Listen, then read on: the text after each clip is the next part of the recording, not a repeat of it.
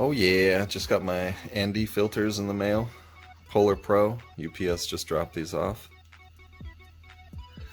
Now we're gonna have some realistic motion blur on the GoPro for the mountain biking videos. I'm just sitting here watching Pink Bike fails right now. Great. Let's unbox these, see what we got.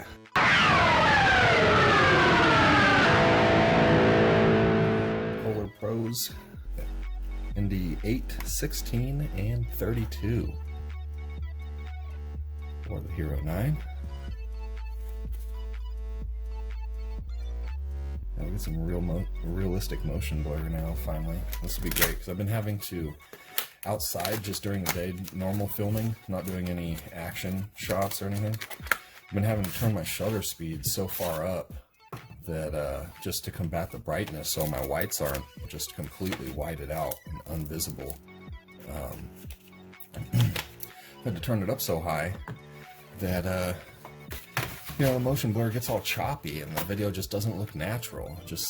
I hate having to do that. So, you know, I've watched so many other people do unboxing videos on these and reviews, and these are just great. You can see there's a little bit of scuffage on the case here from shipping, packaging and stuff. So I'm hoping that when I open it here that is not going to be on the lenses, because that would be very disappointing.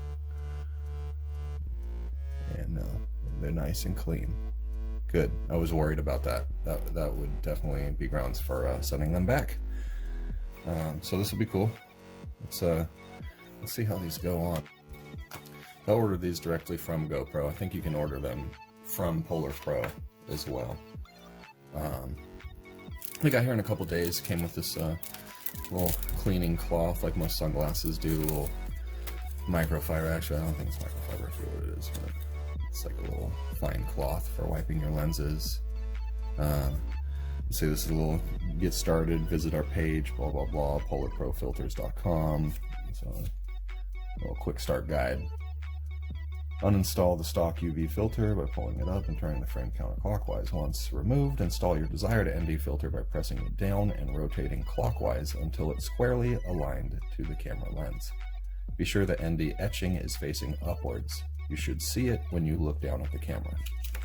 Okay, and I'm also on GoPro's website right here, and they say, user guide step by step. 1. First, uninstall the stock UV by pulling up and twisting the frame counterclockwise. Let's see, pulling up and twisting the frame. The frame, which I'm guessing is the body of the camera, right? Pulling up and twisting the frame counterclockwise. Okay, well, let's see. Twisting the frame counterclockwise. Doesn't seem to be doing it. So maybe they're talking about the frame of the lens. Pulling up and twisting counterclockwise. There we go. There we go. Came right off. Don't have to pull up very hard. Like I said, I've never done this. Okay, let's so that's it without the lens. Next, to install the ND filter, place the filter 45 degrees counterclockwise and ensure the frame is flush against the body of the GoPro. Push down and rotate clockwise until the filter is squarely aligned to the lens, without deviating to one side. To ensure it is installed correctly, the filter should not be able to be pulled off, and the etching for the ND should be centered directly above the lens. So let's go with the medium at first. That way we can maybe see a significant difference in the filming when we first try it. We'll go with the 16. And now it says, place the filter 45 degrees counterclockwise. So that would be this way, with the 16 up counterclockwise, 45 degrees. So I'm guessing like so. And ensure the frame is flush against the body of the GoPro. Okay. I'm gonna look inside here to see exactly how it does lock on. It looks like it's these little metal strips on the side, top and bottom here, that act as a spring. You can see that. So we want those basically on the side to lock onto the sides once it's tightened all the way, because as you can see on here, there's these little lips on the side here that those springs will go under.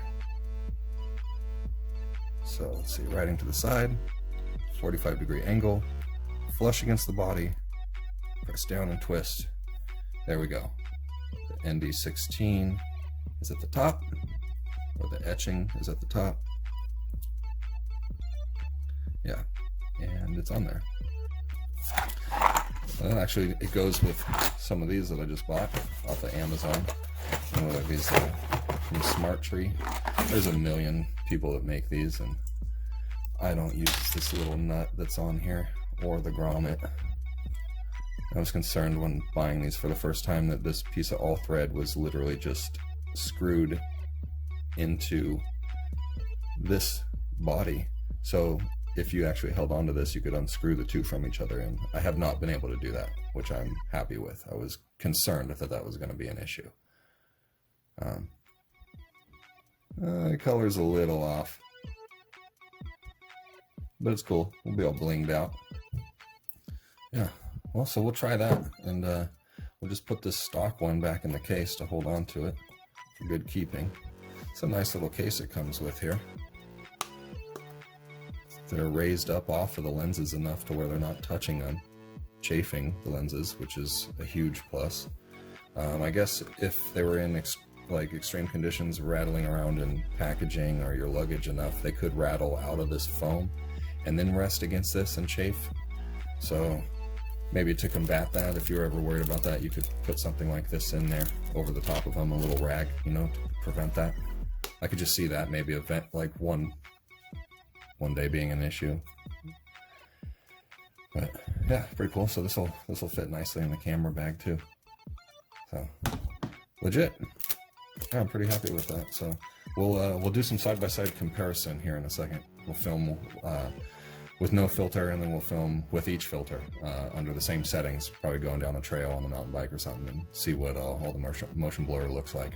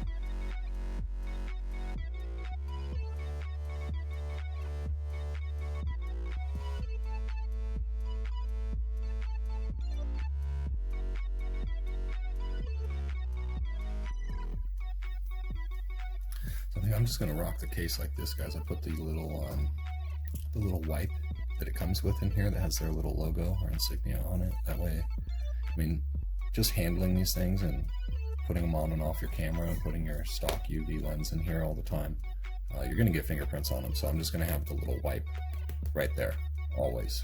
So once I'm done installing them or uninstalling them, I can just give them a quick wipe every time, and it's right there, easy to get to. And then this will go in my camera bag like that. It's cool. What do they call it? It's a minimalistic protective storage case. I'm on PolarPro's website right now, and I was just looking at this.